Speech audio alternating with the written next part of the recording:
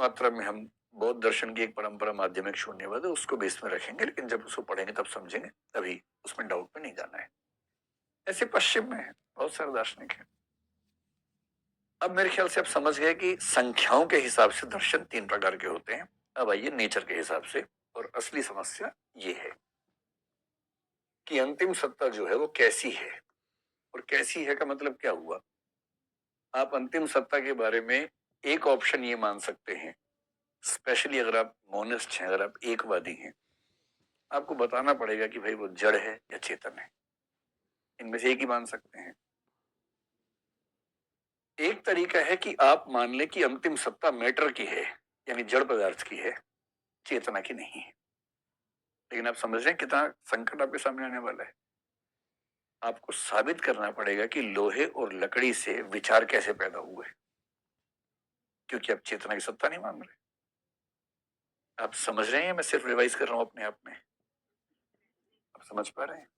ये तो नहीं लग रहा कि गलत विषय में घुस गए, भाई ज्यादा अच्छा था गाने वाने सुनना, मतलब वो भी अच्छा है, ये भी अच्छा है। जिंदगी को एक पक्ष में नहीं लेना चाहिए, हर पक्ष का मजा है। एक कवि हुए रघुवीर सहाय, हिंदी साहित्य में आधुनिक काल में, इतना बढ़िया लिख के गए, हम तो सारा का सारा लेंगे जीवन, हम तो सारा का सारा लेंगे जीवन, कम से कम वाली बात ना हमसे कहिए। ये छोड़ना कि केवल गाने सुनेंगे या केवल फिलोसफी पढ़ेंगे। दिन में फिलोसफी, शाम को गाना सुनिए, क्या दिक्कत है? मजा डाइवर्सिटी में, क्यों एक रास्ते पर चलना है, हर रास्ते पे चलिए।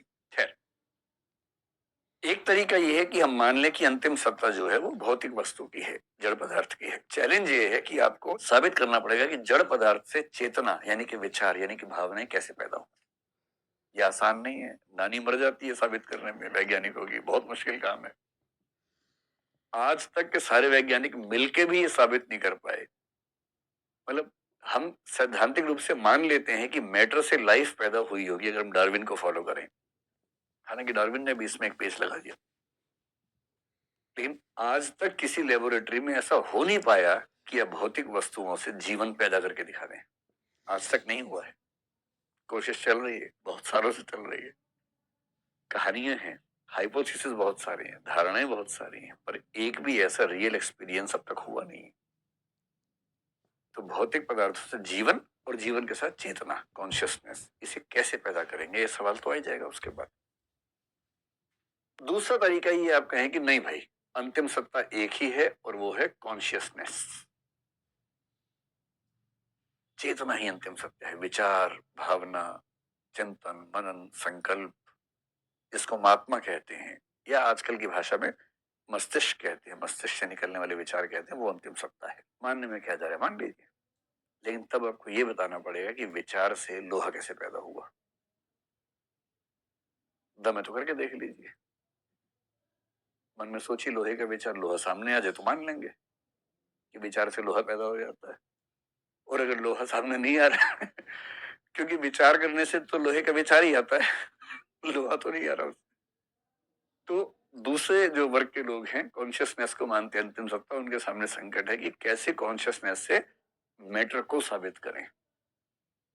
और कॉन्शियसनेस मानने वाले आमतौर पे मानते हैं कि जो अंतिम सत्ता है वो ईश्वर की है, वही परम कॉन्शियसनेस है, उसी से जगत का निर्माण हुआ है। जो पहले वाले हैं आमतौर पे ईश्वर को नहीं मानते, वो इस जगत को अंतिम सत्ता मान लेते हैं। तीसरे कुछ लोग हैं और गहराई में चले जाते हैं, वो कहते हैं कि ना, ना ये है ना वो है। जो अंतिम सत्ता है वो इन दोनों से न्यूट्रल है। अंतिम सत्ता तो है, पर न जड़ की है न चेतना की है, इन दोनों से न्यूट्रल है। समझेंगे क्या कहना चाह रहे हैं। एक व्यक्ति विशेष रूप से, शायद आपने नाम सुना होगा, स्पिनोजा नाम के एक व्यक्ति हुए दर्शन में बहुत महत्वपूर्ण, उन्होंने ये बात कही। और बाकी फिर कुछ लोग जब बहुत थक जाते हैं, हार जाते हैं, फिर बोलते हैं नहीं यार, हम तो ना ड्यूअलिज्म को ही मान लेते हैं, और ड्यूअलिज्म का मतलब है कि अंतिम सत्ता जड़ की भी है और चेतना की भी है, हम क्यों इस झगड़े में पड़े, छोड़ो ना।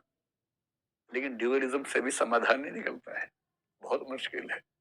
पश्चिम एक दार्शनिक बेचारा लहूलुहान हो गया इसको साबित करने के चक्कर में, उसका नाम डेकार्ट है, आपने शायद सुना होगा। उसने कहा कि एक शरीर है हमारा, एक हमारी आत्मा है। वो बहुत प्रसिद्ध वाक्य आपने सुना ना कि I think therefore I am, मैं सोचता हूं अतः मैं हूं। ये जो विचार है, इसकी पूरी कहानी क्या है, रिसर्च कर रहा है, और फिलोसफी की रिसर्च लेबोरेटरी में नहीं होती है, वो किसी जंगल में अलग से कोने में बैठ के हो जाती है, क्योंकि वो सोच के करना होता है ना। उसने कहा कि मैं दुनिया की हर बात पे डाउट करूंगा, संदेह करूंगा। इसको बोलते हैं मेथड ऑफ डाउट। वो हर बात पे डाउट करता है। लोगों ने कहा धर्म में, उसने कहा बेकार की बात, नहीं मानेंगे। जब तक मेरे हर प्रश्न का जवाब नहीं मिलेगा मैं कुछ नहीं मानूंगा। खूब डाउट किया, हर चीज पे डाउट किया, आसपास ये दिख रही है इन पे भी डाउट किया कि सच में है कि नहीं है। अंत में उसके मन में एक सवाल आया कि मैं हर चीज पे संशय कर रहा हूं, हर चीज पे डाउट कर रहा हूं, पर ये डाउट कौन कर रहा है? मैं ही तो कर रहा हूं। अगर मैं हर चीज पे डाउट कर रहा हूं तो कम से कम एक बात तय है कि कोई डाउट करने वाला तो है।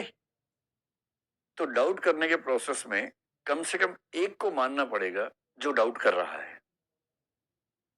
अभी आप लोग कितने खुश हो रहे हैं, हाँ कितना अच्छा निष्कर्ष है, एकदम दो कौड़ी का निष्कर्ष निकला। बाद में पता लगा एकदम बकवास बात है, लेकिन उस समय लोग बड़े दीवाने हो गए इस बात के, बड़े दीवाने हो गए कि डाउट के प्रोसेस में एक चीज पे डाउट नहीं कर सकते, और वो ये कि कोई डाउट कर रहा है।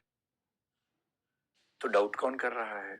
आई थिंक का मतलब आई डाउट बेसिकली है, I doubt therefore I am, basically ये है। तो डाउट कौन कर रहा है? मेरा हाथ तो नहीं कर रहा, मेरा पैर तो नहीं कर रहा, नाक तो नहीं कर रही, माथा तो नहीं कर रहा। तो डाउट करने वाला कोई चेतन हो सकता है। तो डाउट हो ही रहा है, इसका मतलब मेरे भीतर कोई चेतना तो है ही। और ये कहानी सुना सुना के उसने साबित किया कि आत्मा होती है। इससे साबित हुआ कुछ नहीं, पर उसने कोशिश की, उसने अपनी तरफ से साबित करने का प्रयास किया कि आत्मा होती है। अब उसके सामने बड़ी दुविधा आ गई। उससे कहा कि आत्मा कॉन्शियस है और ये